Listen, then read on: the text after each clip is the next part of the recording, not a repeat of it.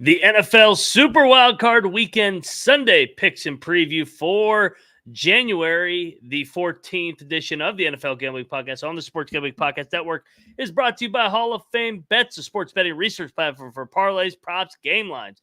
Download the Hall of Fame Bets app or visit hofbets.com. Code SGPN to get 50% off your first month and start making smarter bets today. We're also brought to you by Cut. Cut is a peer-to-peer social betting platform for U.S.-based, legal in 40 states. Head over to cut.com. That's KUTT.com. Promo code SGPN for a 10% deposit bonus.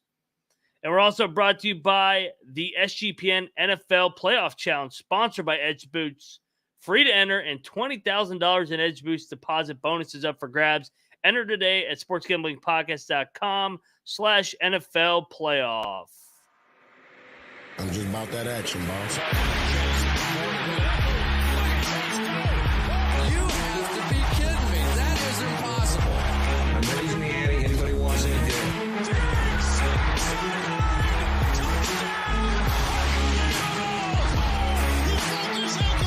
He is Houdini.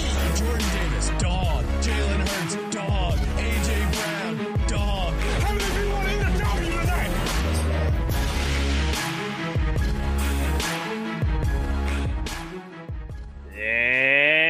And welcome, everybody, to the NFL Gambling Podcast, part of the Sports Gambling Podcast Network. Thursday, January the 11th, it is playoff football time. I am Moneyline Mac. He is J-Mark Football, a.k.a. Old Fashioned Football. J-Mark, we made it here. We got the Sunday games on the slate. Unfortunately, they gave us the Cowboys and Packers. Absolutely disgusting matchup, if you ask you and I. But how the hell are you? Playoffs. You want to talk about the playoffs? We're Bears and Commanders fans. We don't know about the playoffs. Nope. Yeah, I mean, I'm excited to watch football this weekend. I don't know what your weather is like, but we got a foot of snow earlier this week. We got 7 to 10 inches on the way, and the high on Sunday is 6 below. So I'll be inside watching football. I mean, I have no excuses, right? Can't go outside, honey. Sorry. That. I got to stay inside and watch football. You can't beat that. I mean, it's too bad you guys aren't hosting a playoff game. This would be a great weekend to see the Bears in the snow. One day, maybe next year, man. Next year's the year. Next year is our year, baby. So, but yeah, we got NFL Wild Card Weekend, and we decided to bring on third man in the box behind the scenes. Everybody part of SGPN knows him from the Big 12 college experience, also from the Ryan and Rush show. That's a good show. Go check it out. He is Rambling Rush because he was born in Provo, Utah. He's got family names Iowa, and he lives in Morgantown, West Virginia. And he's a diehard New England Patriots fan from that backdrop with the hoodie. He's got a hoodie on himself right now. Rush, what's up, man? I know tough day for you being a diehard Patriots fan. Tough day, but right day. And I think Kraft and Belichick said it right. Today is a celebration. And I know you gave my intro there, and people are going to be like, well, why is he a New England fan? I'm actually first generation, my family, not born in New England. My whole dad's side of the family, my grandmother's side is all from Maine. Grandfather's side is all from Boston, came over in the ships in the 1700s from England. We own a farm up in Maine. I'm in there all the time. So I was already a Patriots fan. My dad gave me no choice being a Boston sports fan before all the championships started winning. I just so happened to be born in the greatest time to be a Boston sports fan. And one of the many reasons is the guy behind me, the reason I'm wearing this cutoff hoodie, good old Billy B, Bill Belichick. Amazing run. Can't say enough. I'll try to today, but can't say enough great things about just a fantastic coach. Yeah, and I mean, we're going to pick the games, obviously, because it is playoff weekend, but I'm not sure we've ever seen a 48 hours like this, ever, where you have arguably the greatest NFL coach of all time stepping down or parting ways. You have arguably the greatest college football coach last night at happy hour around 5 o'clock Eastern. And then in the morning, a guy that's won a national championship in both a national championship and a Super Bowl. And he's a first ballot Hall of Famer. Pete Carroll fired. I mean, what the hell is going on? I don't remember anything ever like this. I felt like we were obligated to at least touch on each and every one. J-Mark, make some sense of this. Have you ever seen anything like this? First of all, hold up. Greatest college football coach, Kirk Ferentz, was let go. Not who you meant. No, it's crazy. It is crazy. It opens this whole possibilities of what if, right? What Yeah. if Saban ends up going here? What if Belichick goes here? Yep. What if Pete Carroll doesn't stay? Right now they're saying the Seahawks are saying he's going to stay in as advisor. I don't know if that means that he doesn't want to coach anymore. I mean, Pete Carroll is old. Maybe he doesn't Yeah. want to coach. He doesn't want that pressure, but he wants to still be with the organization. I'm not sure exactly there, but yeah, I mean, this changes everything. We already kind of touched on the Arthur Smith thing too. I mean, it's going to change the outlooks of these teams a lot because all of these teams have pieces. All these teams can go somewhere, and I don't know. It's going to be interesting. And RD Green Bay will not, so don't worry.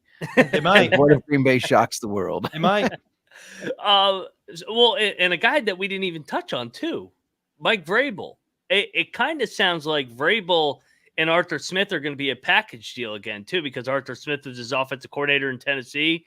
You kind of look at it. We crush Arthur Smith as the head coach. He's a freaking weirdo, and he played Desmond Ridder all year. But you look at it from an outside looking in, Vrabel's teams were not the same when Arthur Smith went down to Atlanta for his head coaching job. Russ, what do you think of that? I mean, kind of right back at you, where I kind of think Vrabel's going to be your next head coach, and potentially Arthur Smith with him as the offensive coordinator. Yeah, I'm hoping so. I would absolutely love that. And hey, sometimes when we all get caught up in the NFL season, we don't see sometimes what's right in front of us. When Vrabel's wearing that Hall of Fame jacket sitting next to Robert Kraft, maybe that was, hey guys, look, this is a preview of things to come. All for Vrabel coming to New England, all for Arthur Smith being our offensive coordinator. I guess with Mike Vrabel, I know I was a little surprised too. I thought they would maybe try to get something for him, or there would be a little something there for Tennessee an angle they would try to pull. I guess the new GM, obviously we know Vrabel was really upset with trading AJ Brown a couple years ago, very frustrated. And yeah, when it comes to draft picks, maybe you get good draft picks in return, but those are just guesses. Sometimes you got to go with the guaranteed thing. And then I guess the GM also didn't like Vrabel sitting up there with Kraft and that whole Patriots thing, which I think is stupid. I mean, let the guy have his weekend on a bye week. Like, he's obviously a big part of that organization. Yeah, exactly. And won 2 Super Bowls, did that sort of thing. Just my points real quick on Saban and Carroll, and then I know we'll get to the main course and Bill Belichick. I think the reason Saban left and he retired, maybe he ends up going into an advisory role. Maybe he goes with Belichick somewhere and, hey, I'll help you out when you need help. I scouted all these college players. I can help you out with your draft personnel. I think he was just done with the NIL and transfer portal. He just made his career in a totally different college landscape. And for the couple years that it was, I mean, I know he has the name of Alabama behind his back, but, and next year too, if you're not a top 4 team, specifically if you don't win your conference, now you have to win 3 games to win the Natty. I think Saban realized this was his best chance this past year. And it didn't work out. And hey, nothing wrong there. And hey, I like that he didn't have to do a Coach K farewell tour. He did it classy and respectfully and like a gentleman. So we appreciate that. With Pete Carroll, that was definitely a shocker as well. However, from the Seattle side, and I get this, I think there are so many great coaching candidates this year that in years, either in the future or in the past, where you kind of see maybe 1 or 2 you could be interested in. There's just so many great candidates this year where Seattle kind of pulled the Belichick mentality of, hey, we'd rather be a year or 2 early than a year or 2 late. Obviously, Pete Carroll's an older guy, still young in, age is a number in that terms. But I do get where Seattle's coming from. But if I'm an organization like the Chargers, like the Skins, Ryan, which I'm J-Mark, I'm shocked you called him a Commanders fan to start this. Who are the Commanders? Yeah, exactly. And you kind of need a guy to get that foundation back, get a little stability going. Pete Carroll's your guy, could come in 2 years, really build that foundation back up and, hand it off to the next person there too. So Mike Vrabel's, I think, the weirdest one for me, but I definitely understand the Pete Carroll and Nick Saban decisions there. Yeah. Well, let's give out some predictions before we wrap up and get into the games. We'll start. Do we all agree Saban's done? I kind of think Saban's not going to coach again.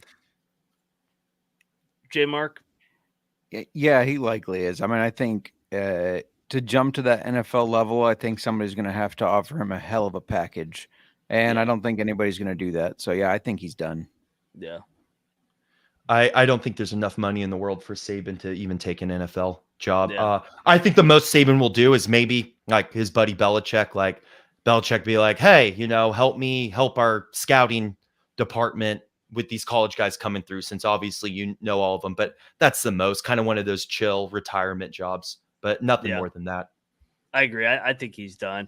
Pete Carroll, I think I actually could see Pete embracing that kind of advisor role like Coughlin did. I could see him being just like a football front office guy like Parcells and Coughlin. J Mark, how about you? Yeah, I agree. I think based on how they've worded everything and just how they've made that move, that this was more of Pete wanting to say, like, I don't want to coach anymore. I want to keep helping you guys, but I don't want to coach. That's kind of what I took away from it anyways.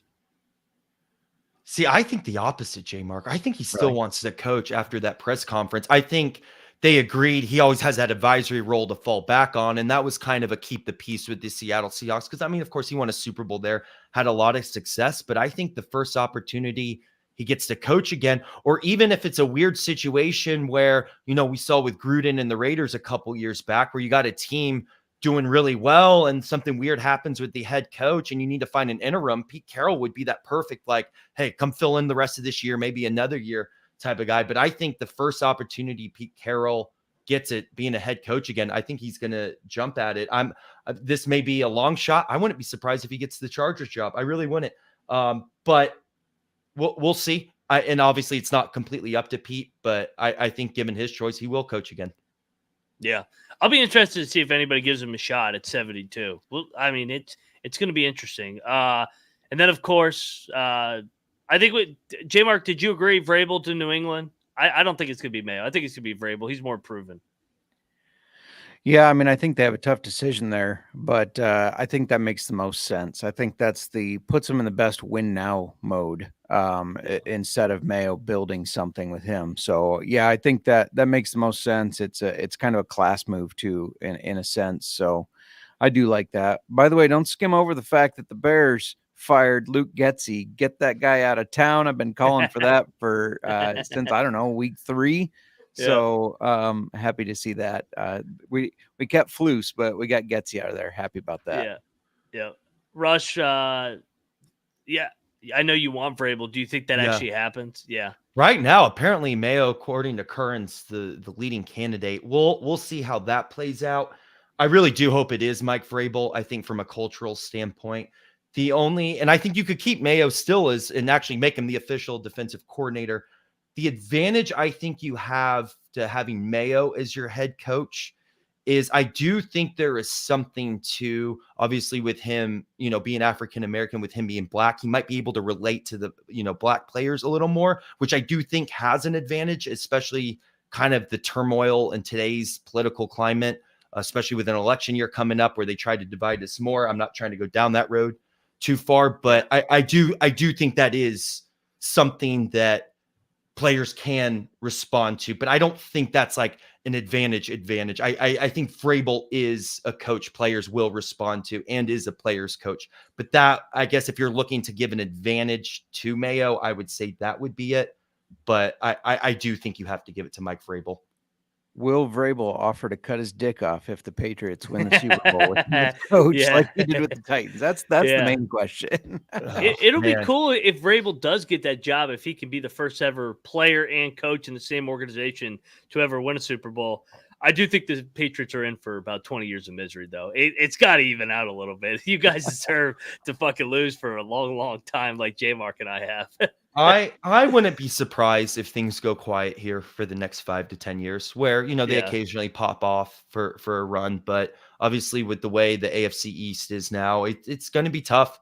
Hey, I mean, it was the greatest 20 years you could ask for. If it's going to be a quiet, next 5 to 10, I mean, you can't really complain about that. So no doubt. It's all good. Well, real quick before we talk about where we think Bill Belichick will be coaching, we got to talk about the SGPN Playoff Challenge because we're proud to announce the SGPN Playoff Challenge Edge Boost is the first bet now later provider that enables you to double down on your bet with the sportsbook or DFS site with no interest. The contest is a bankroll style, and you can start with 10,000 virtual units. At the end of the playoffs, the bankroll will credit into higher advanced limits from Edge Boost. Winners get top 3, a deposit from Edge Boost up to $2,500, no interest and fees. Top 25 deposit match up to $500. SportsGamblingPodcast.com/NFL player to enter. SportsGamblingPodcast.com/NFL playoff. We're also brought to you by DraftKings Sportsbook, the official sports betting partner for the NFL playoffs, and is bringing you an elite offer with the electric playoffs. New customers can bet $5 on any game and $200 instantly in bonus bets. Download the DraftKings Sportsbook now and use the code SGPN. New customers can bet just $5 and get $200 instantly in bonus bets only on DraftKingsSportsbook.com with the code SGP. The crown is yours. Gambling. If you got a gambling problem, please call 1-800-GAMBLER or visit www.100gambler.net. In New York, call 878-HOPE.NY or text NY 46369. In Connecticut, help is available for problem gambling. Call 888-878-9777 or visit ccpg.org. Please play responsibly on behalf of Boot Hill Casino in Kansas.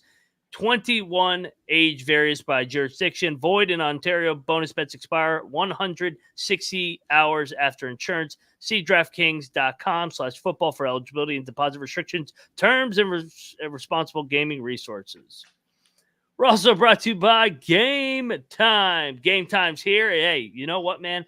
NFL playoffs are here. You probably want to get over there to these games. You want to go freeze your ass off and Buffalo for the Steeler game, or you want to go to that filthy Jerry World for the Packer game. Well, if you're going to, get over to Game Time for the lowest price guaranteed, event cancellation protection, job loss protection.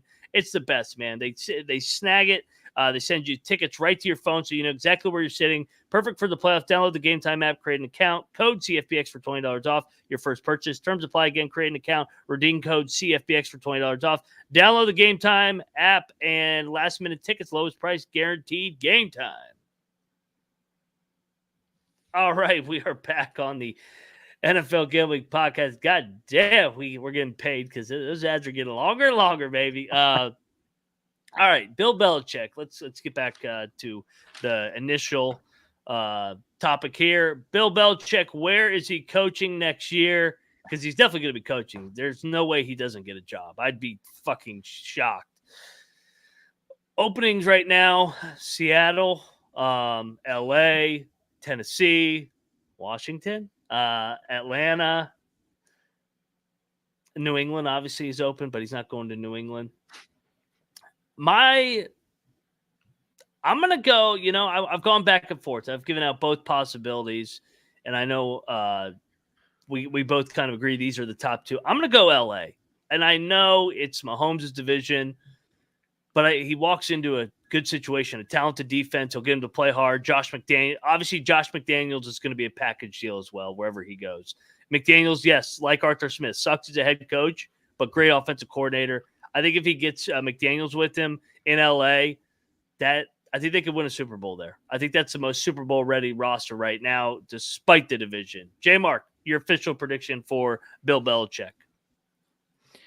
Yeah, I mean, we've already kind of thrown out two teams that we were all leaning, all three of us. And honestly, I could see either.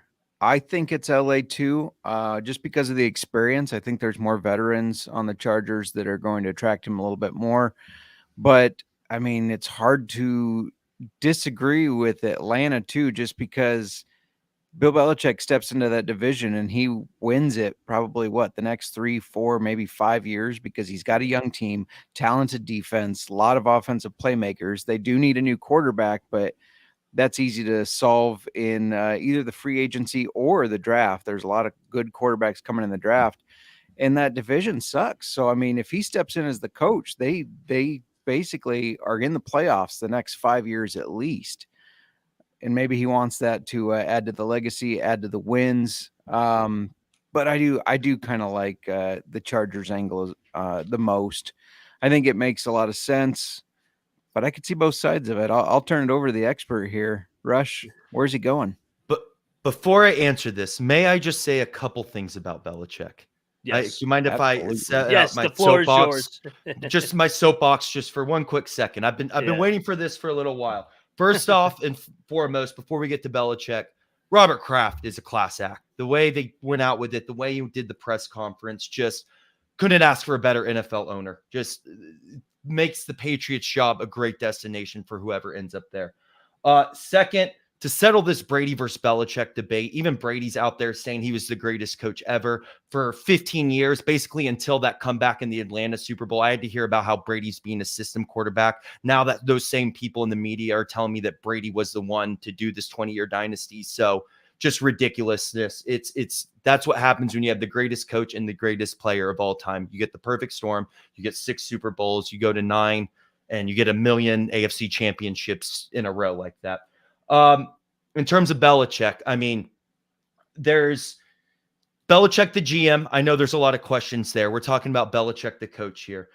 I know it was a dumb decision that last year to make Matt Patricia your offensive coordinator, but that decision aside, the fact that they went 8-9 and were basically in it all year is actually pretty remarkable. Let's don't want to say that too. Another great coaching job he did was with Cam Newton. That team normally was a 3-win team. All his players opted out because of the COVID year. And the fact, they went 7-9. It was before the 17-game schedule. I mean, that was an incredible coaching job, and especially the Matt Castle year as well, going 11-5 there. So first off, let's put Brady to aside. 3 excellent coaching years, for all that there. Of course, there was the Mac Jones year when they had Josh McDaniels as well. And this last year, the defense was still firing, even with Judon being out, even with Christian Gonzalez being hurt. Obviously, offense was an absolute clunker. Yeah, maybe you can blame Belichick, the GM, on that one. But, I mean, when you look back at I know we talked about this. I know they got crushed by the Saints, but most of these games, they were in it. We're talking about a ton of one-possession games that just didn't go their way. And to finally have your 4-year win, it happens. It finally happened to us. It only took till the year 2000 when they only won 5 games with Drew Bledsoe. So, come on, let's put this all in perspective here. Excellent coach, the greatest coach of all time. It's not even debatable. The media members, you know how it is. They'll try to stir stuff up. They'll try to make it all about Brady. But when you have everyone else in the world, including Tom Brady, saying he's the greatest coach ever, stop trying to stir bullshit up. He's going to pass. Not only is he going for the all-time record against Shula, obviously, I think he's trying to pass his regular season record too. He can't stand Shula. Obviously, Shula wanted to make him out to be this cheater. Obviously, the success still continued after Spygate, which similar to this Michigan thing here, everyone else was doing. The only reason it happened was because Eric Mangini, his old assistant, is coaching the Jets and wanted to find an advantage and put him down. Obviously, that didn't work. And now Eric Mangini comes on Fox Sports every day and sucks Belichick's dick. So we know how that ended up. And then obviously Deflategate, we know what happened there. So yeah, that game when they fixed the balls by the second half. Oh yeah. Lost by 40. Yeah, exactly. Andrew Luck was really, come on. But anyway, I'll get off my soapbox now. I just wanted to set the record straight on that. Incredible coach. I think he's going to Atlanta. I think it makes the most sense in the world. I think he's an East Coast guy. I know that they're, I guess, a quarterback away. I think you bring Josh McDaniels down there. I had this idea. Maybe you keep Heineke as a backup, bring over like a Gardner Minshew. I think could be good. You draft a young quarterback as well. See kind of how that plays out in training camp. You get that defense firing. You have weapons in Atlanta. You play the NFC. So you're at least the 4 seed every year. Panthers. They're there. You're playing the Panthers, the Dennis Allen Saints, and the Bucks. I mean, the Bucks are going to regress a little bit. He's afraid of the powerhouse Panthers. Yeah, so scary. Those powerhouse Panthers. So I really like him for Atlanta. Stays on the East Coast. I know I'm sure he'll still keep his house in Nantucket and obviously Atlanta too. I mean, I don't know how much this plays into it. Being the biggest airport in the world, can easily, straight shot up into Boston or wherever his family is. Obviously, he's an East Coast guy. I think when I really think this through, and even my gut's telling me, I think he ends up with the Falcons. That way he can kind of chill in the NFC South, doesn't have to really worry about playing the Patriots. I'd rather be in the NFC anyway. I know the NFC outperformed the AFC this year, but also Joe Burrow was hurt. Herbert, obviously had Staley there. The AFC is still so much better. The Chiefs kind of took a step back. The Bills were a little off this year too. I'd rather be in the NFC. I know you have the 49ers, and who knows what's going to happen with the Eagles and Cowboys and stuff too. But I'm going Atlanta with all that I know. All right. I like it. And one other note, and I know we talked about this, we all agree, and then we'll get to the games. Keep an eye out for if there's an upset, though. I mean, Dallas, if they somehow lose to Green Bay, McCarthy's probably going to be gone. Even if they don't get to the NFC Championship, he might be gone. Keep an eye on Buffalo. I know that they're hot right now, but if they choke again, they may say, we're not getting it done with McDermott. Let's bring somebody else in. So those are two. Eagles. I think Philly. Yeah, Sirianni. Matt Patricia's already there waiting for him with open arms. Sirianni's lost the locker room rumors. I mean, just keep an eye out for the teams that could potentially fire their coaches, like surprisingly after the playoffs. I do like I don't know who said in the chat. Always fresh, never soggy. I think Dan Quinn might go back to Seattle. He was Pete Carroll's defensive coordinator. That seems like that could be a good fit there. So I like that. Agreed. There, but all right, that's enough talking about coaches. Let's get to the 3 playoff games. Speaking of those Bills, we'll start in first off, we got to talk about Cut. Cut is a peer-to-peer social betting platform that's based in U.S. with legal in all 40 states. Play head-to-head. Social betting is now better way. Bet directly with your friends. Sports, politics, pop culture. It has everything. Peer-to-peer social betting platform, legal in all states. Head over to cut.com. That's KUTT.com. Promo code SGPN for 10% deposit bonus. And yeah, that's Cut. We're also brought to you by PrizePicks. You guys know PrizePicks all year. You stack winners on top of winners to get a bigger payout. J. Mark, you got anything queued up for this weekend, baby? Ready to get down on some action?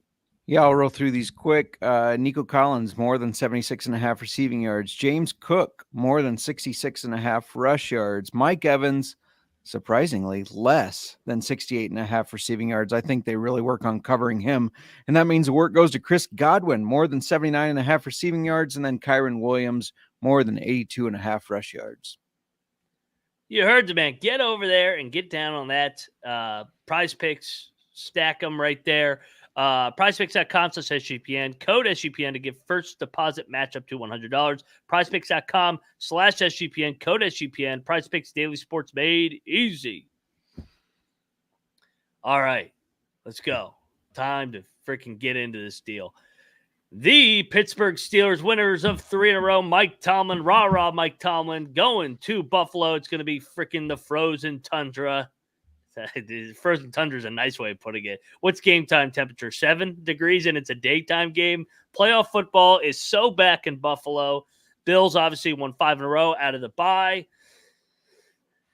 Watt's banged up. Watt's not going to play, correct? There's not a random report that just came out that Watt's going to play. I don't think there's any way he plays. He's out.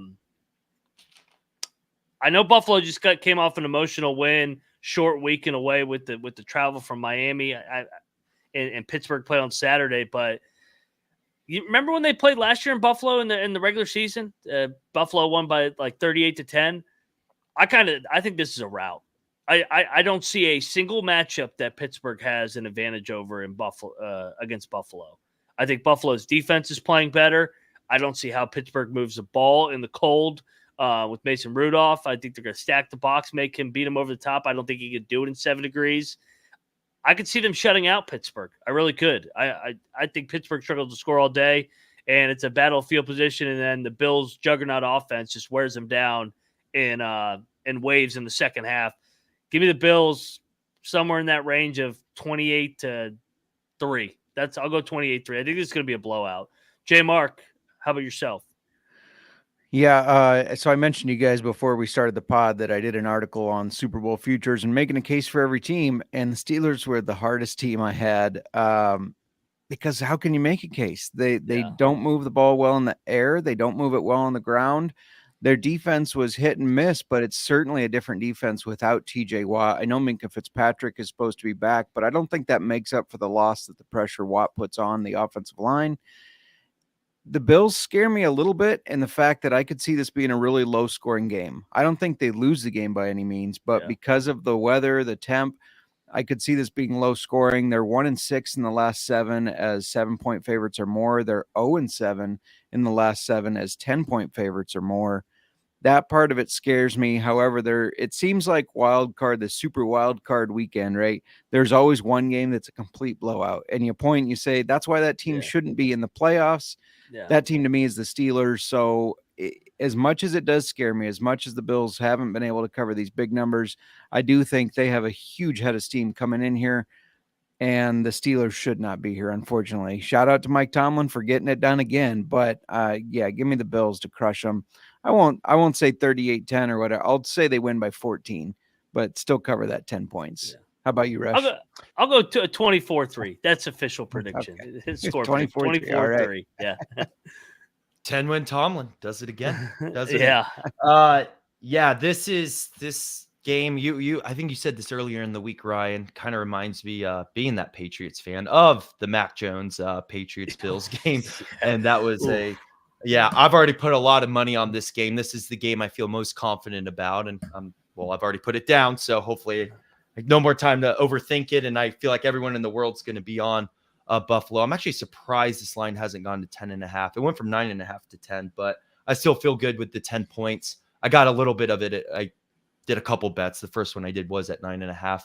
Yeah, I don't see. I think the Steelers, I think they're the team that, and we've seen this in the past, they do everything they can to get into the playoffs. And then once you're in the playoffs, they're just out of steam. They're out of gas and it's just over. And the Bills, they're the hottest team in the world right now. And I think the thing you have to look out for or be concerned about Buffalo wise is Kansas City does play the night before. So which will most likely beat Miami in Kansas City. So hopefully the Bills don't look ahead, but I don't think they will. I'll go 34-10. Maybe Pittsburgh has a last, minute touchdown to, when they're playing prevent defense. I think the Bills should take care of this pretty handily. Obviously, without TJ Watt, I think the Mason Rudolph luck kind of starts to run out, but I do think there'll be whispers for him maybe being QB1 next year, or at least being in a good position to be a great backup quarterback, kind of like the Heineke type. So yeah, I'm with you guys. I'm going to take the 10 points and I feel pretty good about it. Over-under's at 36.5. I know we don't do totals, but since we only have 3 games, I'll go under. I said 24-3. J. Mark, you kind of sounded like you were on the under too.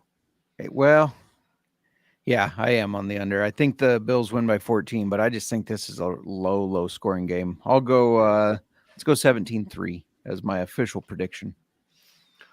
I'll go over. I think the Bills have the case to cover the over-under by themselves.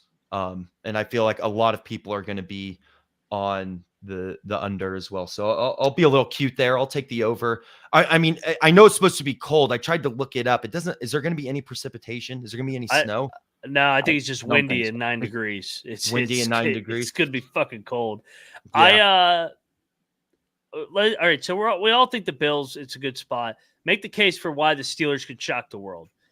I guess the only angle is if Josh Allen has one of those fucked up games like he did last year against Miami, where he fumbles 6, he throws a pick 6, and then their assholes get tight. And Tomlin's got some voodoo magic that they get every bounce. I guess that's the only case where I could see them winning and pulling off a stunner.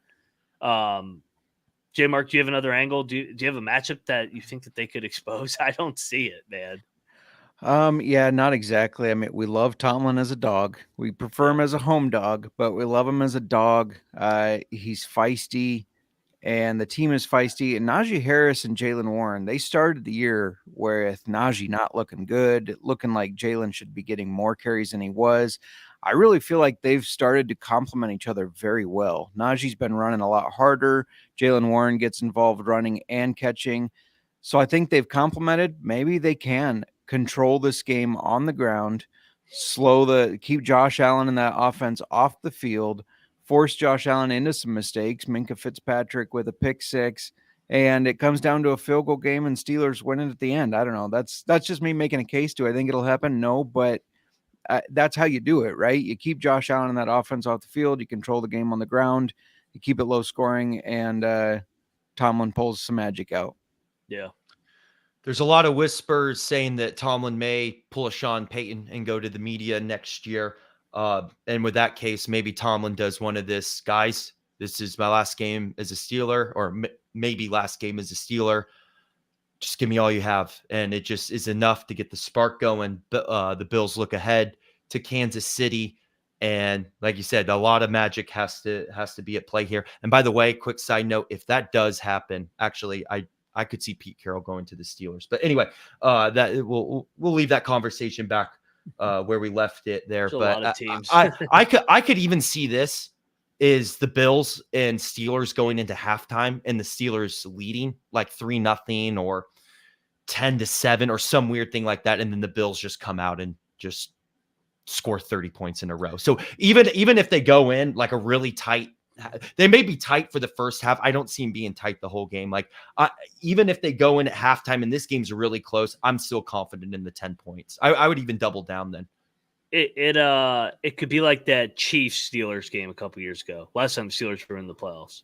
Where the Steelers were up like 7-0 or 14-0. And then the Avalanche just came undone in Big Ben's last game. So, all right, across the board, we are on the nobody circles the wagons like those goddamn Buffalo Bills. We're also brought to you by Hall of Fame Bets. Win bigger by betting smarter this NFL season with Hall of Fame Bets, a sports betting research platform for parlays, props, game lines, research, all sports at the NFL, NBA, and historical data. Stop betting in the dark and join over 30,000 users with Hall of Fame Bets who craft a more intelligent, data-driven parlay. Download the Hall of Fame Bets or visit HOFBets.com. Code SGPN to get 50% off your first month today. Start researching, start winning with Hall of Fame Bets. Game number 2 in the slate, 4:30. The Dallas Cowgirls are going to be laying 7 against the Red Hot Green Bay Packers. Over under set at 50.5. So this is the first of 2 narrative games that we're going to have. Mike McCarthy taking on his former team. Man, I want the Packers to win so bad, but Dallas is a freaking juggernaut in that building. They just on that turf, they're so much faster. I don't think it's Dallas choke time yet. I don't. And I know the Packers have had their number, but that was Aaron Rodgers who was playing quarterback. Aaron Rodgers, for some reason, always got up for the Dallas game. He played his ass off every time against Dallas. The famous throw in the 2016 divisional round where Dallas was the 1 seed and he makes that roll into his left down the sideline. I just don't see how the Packers defensively can hold up against this Dallas juggernaut offense. I think it's going to be blowout number 2 here. I'm going to lay it with Dallas. I think Jordan Love, this is his first playoff game, and he's got to go against that Dallas front. I can't get behind that. It's been a great fucking year for the Packers. Just like the Steelers.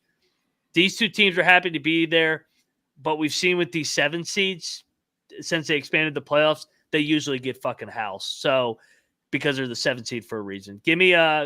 I'll lay it with Dallas. I think they rout them here. Let's go 34-17. 34-17 for me on this one. I got a couple things to address with what you said there. First of all, Aaron Rodgers has been suspended from the Pat McAfee show. I'd like to move that he's suspended from ours as well. We cannot mention him anymore. I'm tired of hearing about that guy. He was on there today. Did you see that? No, I missed that. He's talking about Belichick on Pat McAfee today. I thought he was suspended. Right. He was back.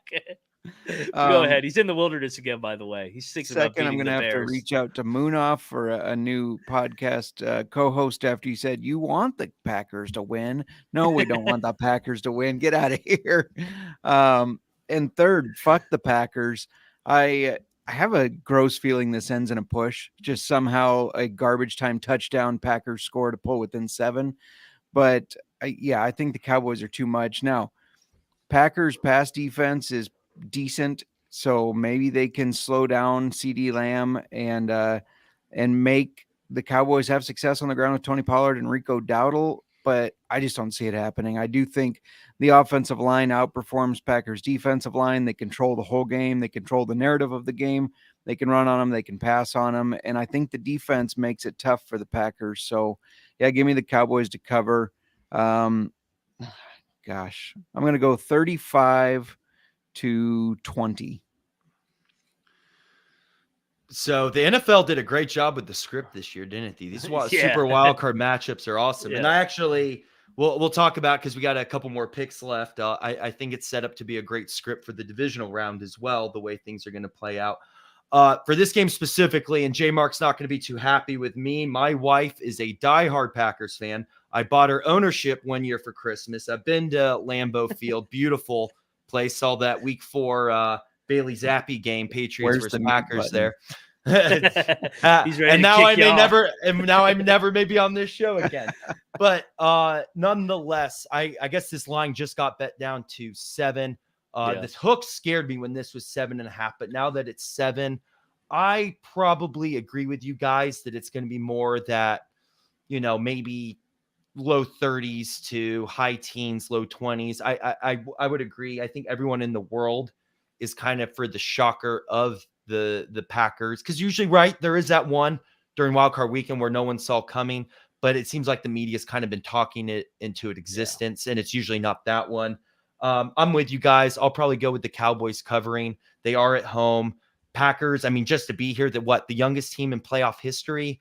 I will say, if we're going to do make the case for the Packers, I mean, I think they're all finally healthy, whatever healthy is this time of year. I think Musgraves is coming back. I'm pretty sure they have both running backs too, which you rarely see AJ Dillon and Aaron Jones together in the same game. It feels like you either have one or the other. I will be cheering for the Packers. I do hope this pick is wrong, but I am with you guys. I do think the Cowboys are going to cover this game. All right, so we've just laid chalk all over the board so far with the Bills and fucking Cowboys. Russ kind of laid out the case. I think the other thing, the Cowboys being the Cowboys in big moments, that's the other angle, I guess. Why maybe McCarthy pukes all over himself because he's playing the Packers. It's personal. J Mark, do you got an angle where the Packers win? I know you don't want to talk about it, but yeah, I do though. Like I said, Packers passing defense pretty decent, so maybe they can slow CD Lamb, make the Cowboys run the game. And Aaron Jones has looked great since he came back from injury. Since he was fully healthy, he's led the league in rushing yards, and that includes against the number 1 rush defense in the NFL, the Chicago Bears. He cut us up so badly.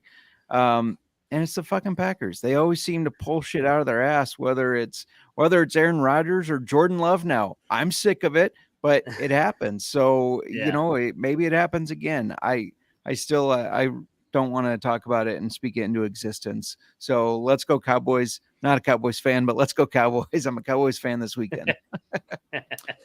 You know what? Fuck it. I'm going to change my pick. I'm going to go. I think Dallas still wins, but I'm going to take the points with Green Bay. Let's have some fun here, boys. Especially there you go. Ryan, little different. We'll be together this weekend anyway, Ryan. You'll be around my wife that you can't go anywhere within a 3-foot radius when a Packers game's on. I'm better to deal with when the Patriots are on, believe it or not. And she will admit to that. So anyway, happy wife, happy life, as they like to say. So I kind of need the Packers to do. I'll wear a cheesehead this week. Let's go Pack. There's some more. We'll send J-Mark pictures and everything. But I mean, let's see. I mean, we've only seen Aaron Rodgers dominate the Cowboys with Green Bay in recent history. Let's see what Jordan Love's capable of. I mean, hey, Green Bay shouldn't even be here. When you sometimes play like you have nothing to lose and just fuck it, let it rip. Good things can happen. So I do think the Cowboys, because I'll explain the script I think the NFL is going for next. But I'll go with the Packers at least covering. So we'll mix it up a little bit. I like it. Ironically, I think the Cowboys owned Favre. And then I think Rodgers owned I know Rodgers owned the Cowboys, especially at the end. I think they owned Favre. But yeah, anyway. Well, the 90s Cowboys, they owned everyone. Yeah. That thank God I wasn't older for that. I could be young. I could just be in the past. All right, final game. This is probably the game of the weekend, to be honest. I would say. I think everybody's got this one circled. Sunday Night Football on NBC has got the LA Rams and the Detroit Lions. Goff, Stafford, the trade 2 years ago. It really is remarkable how this whole trade is come full circle. They kick Goff out. He got him to a Super Bowl. Belichick crafts up a masterful game plan. People forget about that. Brady didn't do anything in that Super Bowl. That was all Belichick dominating Sean McVay 13-3 or whatever the fuck it ended up. So they get rid of Goff. They think Goff's a problem. Stafford comes in. They win the Super Bowl. Obviously, Stafford hurt, banged up this year. They catch lightning when he's healthy. Kupp's back. Nakua, Aaron Donald. Kind of get the vibes of maybe one last run for this group because I know that McVay's teased that media as well. Then you got the Lions, historical year. Fan base is so ramped up. Michigan just won the national title in football. They got Goff. They got the reject. They built it up through the draft. And their hometown boy's coming back, man. Stafford, who was there for 10 years, the greatest quarterback in their franchise history. I mean, part of the Lions fan base is rooting for Matt Stafford on Sunday, ironically. I was talking to Noah about it. I think this is going to be a unbelievable game. I've seen people think that the Rams are going to drill them. I completely disagree. The Lions are a nightmare matchup. A matchup nightmare. I got my words mixed up. Matchup nightmare offensively. I know they don't have Laporta, but they still got guys on the outside. Gibbs is a freak. I think everybody's loves the Rams this week. I think the Lions are going to shock everybody a little bit here. I think the Lions are going to come out and get this done, and they're going to win by a touchdown. I like the Lions on that fast turf in that dome, man. They play better. Dan Campbell, all of a sudden, he's basically an underdog, another lane 3. But he's going to use that. Everybody's on the Rams. Stafford's going to come in here, kick your ass. I like Dan Campbell to rile these boys up this weekend and get it done and go to Dallas next week in a rematch of that 2-point conversion controversy. Give me the Lions. Over-under's got to be high as hell in this game. Only 51.5. I'm actually surprised. Give me the Lions. They get it done. 27-20. Lions. Roar. Oh my gosh. What am I supposed to do with you? You're going to be for the Packers, taking the Lions. Yeah.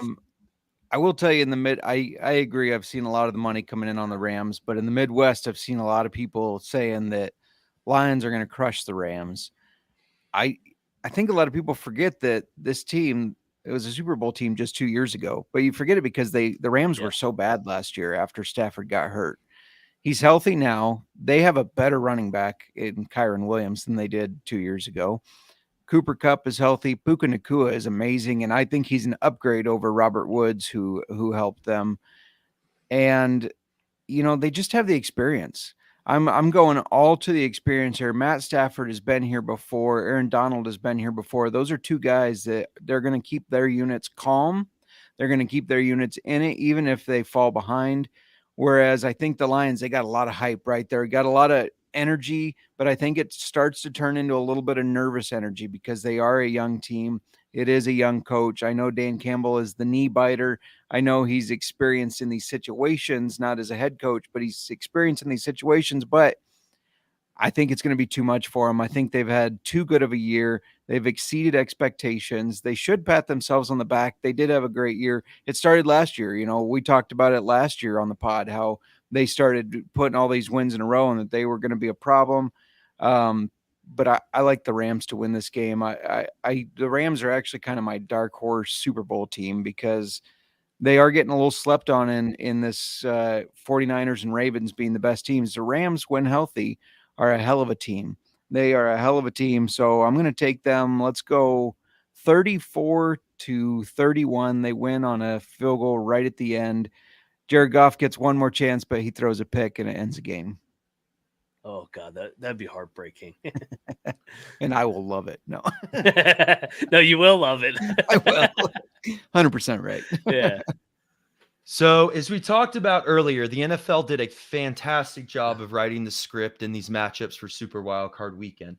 And even something with the Steelers Bills game, you got the William and Mary Bowl, McDermott and Tomlin both from William and Mary there. So it made me think, what does the NFL, because I think you sometimes have to step back and what does the NFL want?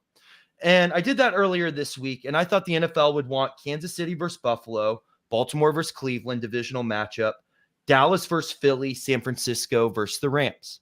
And we started this show. I was kind of on that point. And then Ryan kind of started talking about, everyone in the world's on Detroit. And I thought about it more. Does the NFL, really want this? The Rams just kind of won their Super Bowl. They had a very mediocre parade. There's not really a lot of LA Rams fans out there.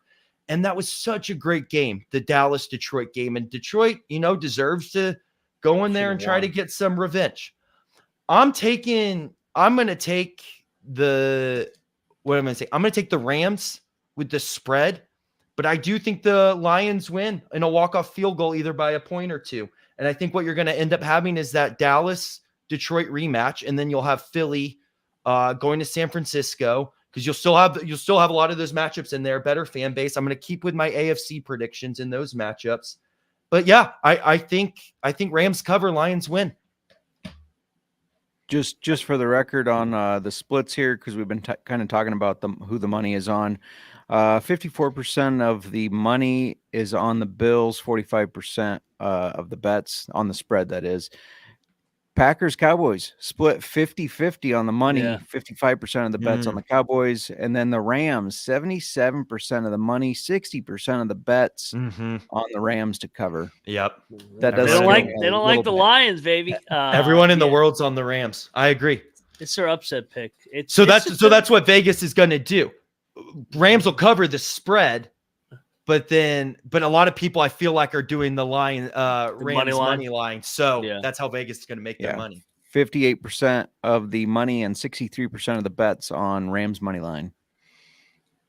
I can't wait for this game. I really could see it going either way. So all these games are fantastic. Ryan, how drunk will we be during this game? Oh yeah, this will be the nightcap. Let's some whiskey, some J-Mark whiskey. If the Packers win, go. J-Mark might black out during this game. He won't even make it to work the next day. Thank God it's a holiday. Let's go into our lock, dog, and tease. Lock. I guess we can't really tease. Oh, are we opening this to everything? Yeah. Real quick. Let's go rapid fire. Cleveland at Houston. Cleveland's laying 2.5. Give me the Texans. I think everybody's on the Browns, man, and I like the Browns. Stroud's back. I think he's got some magic. Give me the Texans to spoil the Flacco return to a Baltimore game. 79% of the money and 70% of the bets on the Browns to cover. I thought I'd be standing alone here. Give me the Texans. I'm on the Texans too. I think the NFL wants Cleveland. Yeah, they just played too. Stroud wasn't in that game. I know it was Case Keenum, and then was that the one where the Browns kicker was hurt and they had to keep going for 2? I remember Flacco threw like 6 touchdowns to Amari Cooper. I think it was that game. Yeah, they annihilated them. So Saturday night, Miami at Kansas City. I'm the biggest Miami hater. I think Miami's actually going to cover this number. I think Kansas City's going to grind out some bullshit 3-point win where they go through the motions. It's going to be so cold. Good luck getting the game. Peacock, the servers, the stream's going to go out. It's going to be frozen over there. I'll take the Lions with the points. But I think if you want the Dolphins. If you want the Dolphins, wait, because everybody's betting Kansas City. No, everybody's fading Tua here, but I like the running game of Miami here to keep it close. And Kansas City plays with their food once again, but they win and move on. Ryan, it's been noted that you brought the Lions up again, even though you're talking about the Dolphins. I'm all over the Chiefs. For me, this is the easiest game. The Dolphins have a negative 84-point differential against teams that are in the playoffs. They struggle against teams with winning records, and it's going to be cold as shit. There's no way I think Tua has a successful game in this cold weather. We're talking like one of the coldest playoff games in history, I believe, from what I was reading. So, yeah, I'm all over the Chiefs. I don't think it's a high-scoring game by any means, but I think that Chiefs defense just controls the whole game and that the Chiefs don't have to do much, and they win by a touchdown. Is it 4 or 4.5? 4.5 now. It opened at 3. Up to 4.5. Oh, I'm actually with you. I think it's been over talked about. I think Kansas City wins by exactly 4. So I'm going to go Miami with the points too. Final game Monday Night Football, Philly, Tampa Bay. Everybody's out on Philly. I think Philly's going to get it done, unfortunately. I think that Baker's really banged up. I also think people forgot how bad this Bucs team sucks. I mean, the Panthers had them beat if the fucking idiot does not fumble through the end zone and the kicker misses a field goal. If it was New Orleans, I would have bet on New Orleans. But Tampa Bay's not good. Philly's already been there. Give me Philly to win on Monday night for the second time this year in Tampa, and they head to San Fran. Betting splits are always interesting to me. Apparently, you're either on Philly to cover or you're on Tampa to win. 63% of the handle, 61% of the bets on Philly to cover, but 83% of the handle, 65% of the bets on Tampa to win outright. I'm all over the Bucs here. Philly is broken, whether it's the coaching, the quarterback, the loudmouth receiver that is causing the drama. I don't know what the cancer is, but there's something there that has broke them. Their defense has not been able to overcome these injuries. Baker and Evans and Godwin. I think Evans has a quieter game. I think it's Godwin that gets the yards, like I said in our PrizePicks read. But I think the Bucs win this one. I think Baker wins a playoff game and advances. I don't think he gets any farther than that, but I think the Eagles are out this year. I would love it. I like Philly -2.5. I'm with you, Ryan. I think I think everyone and their mother's on Tampa Bay, and I think Philly can at least win by a field goal. I think this is the kind of if they lose, if they fucking lose this one, I mean, I think Sirianni might get canned. I really do. And if that happens, I think the guy behind me might be their next head coach. That would be interesting. Patricia stays put, defensive coordinator. Josh McDaniels, offensive coordinator. Where have I seen this before? All right, let's get into it. Lock, dog, tease. I'm gonna lock up Buffalo. Nobody circles the wagon. Buffalo by 1 million on Sunday. Let's go. Are we including the other games in our lock and dog or just these three? What's your call? I think we should do our 3 for the lock and dog. All right. Yeah. I am going to lock up. I like yours, but I'm going to do it just because fuck the Packers. I'm going to lock the Cowboys up. Let's go. I'll walk Buffalo up with you, Ryan. I agree. Yeah. Shit, we may need to go off the board for our dogs. Texans, you're right. I'm a big dog guy, but not in the postseason. Give me the Texans as my dog. What is it? Plus 120 on the money line or whatever? 125. I like it. I'm going to go Rams though. I'll stay with these 3. I think Stafford gets it done. I think, there hasn't been a ton of talk about from him anyways about what he's going to do, but he's got to be nearing the end with dealing with some injuries again this year. He's got to at some point soon here say my body's not going to do this anymore. I know we do the Ryan and Rush show, and I really don't mean to do this, Ryan, but I completely agree with the Texans. I like that. Yeah. All right. Rush and I got the same lock and dog. What could go wrong? Tease. Let's tease. I'll tease Miami up to 11.5. I don't think Kansas City's going to blow them out. I'll tease. Wouldn't it be 10.5? It's 6, right? Yeah, sorry. I'm all over. 10.5. You're right. I'll tease the Rams up to 9, and I will tease. I think they're going to win. I mean, I hate putting them all together. Actually, I'll tease Dallas down to 1. What could go wrong? Cowgirls shit to bed. I'm going to tease that Dolphins game, but the other way, I'm going to tease Kansas City to plus 2.5. I know you're not supposed to cross 0, but as I've said on the show, I do it all the fucking time and it works out. I'm going to tease Buffalo down to 4, and then give me the Bucks up to 9. Boom. I'm going to go Buffalo -4, Texans plus 8.5, Kansas City plus 2.5. I like it. I like it. If we were going to do a round robin, what would we do? Well, we agree on the Texans, right? Yeah. Yeah. I'd throw the Rams in there. I could see the Rams winning. I mean, I wasn't adamant that. So Rams, Texans. We need a Green Bay. J Mark's. I know. That was for a J Mark reaction. Where's the mute? I could throw. I could throw the Bucks in there. They're a home dog. If Philly, it really is broken. I mean, I know I picked Philly. I'm but fine with that. yeah. So get over to DraftKings right now. Combination of our dog round robin Texans plus 115 over at DraftKings. LA Rams plus 140 and the Tampa Bay Bucks plus 130. That's almost 11-1 round robin. I like it. All righty, guys. That does it for another edition on the NFL Gambling Podcast. J Mark, it's Thursday. We don't have old fashioned. What we got? What's up next on the old fashioned? We're mixing it up. We do have old fashioned. I'm all over the place. I know. We're a little all over the place with the off-season hitting. Go check out last night's episode. We did a crossover with the NASCAR Gambling Podcast, guys. That was a lot of fun. Tonight, we're talking the FFPC, Fantasy Football Playoff Challenge. If you're not in it, get in it. It's a lot of fun.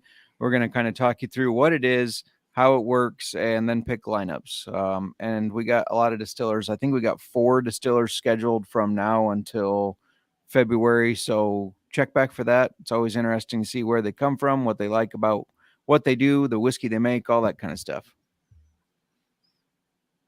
Rush, what you got going on, man? Yeah, you can find me and Ryan, obviously, on the Ryan and Rush Show, are the West Virginia sports podcast, obviously Big 12 storylines as well. And you can also find us on the Big 12 gambling podcast. I'll be back tomorrow talking about the games on Saturday, the best basketball league in the world with our friend Choi Tuning. And of course, you can find me at Rambling Rush on Twitter and Instagram. I do have a live podcast called the Rambling Rush Podcast that will be starting back up here in February. Excited, getting a couple guests lined up. And hey, as we like to say, sports are a metaphor for life, but sometimes it's just fun to talk about life and everything that goes into that as well. So guys, thank you so much for having me on. I really appreciate it. Happy to join anytime you may need me, whether on this show or other shows or old fashioned football. Love drinking whiskey, J Mark. So again, thank you so much, guys, and appreciate all your support to the audience. Had a great time. Yes, sir. He is Rambling Rush. He is J Mark Football. I'm Moneyline Mac. You will find me on the College Basketball Experience later. Like I said, I'll be with Rush over at the Ryan and Rush Show and the Big 12 Experience. But that's it, man. Let's play some football, hit some bets, and we are out of here. Let it ride.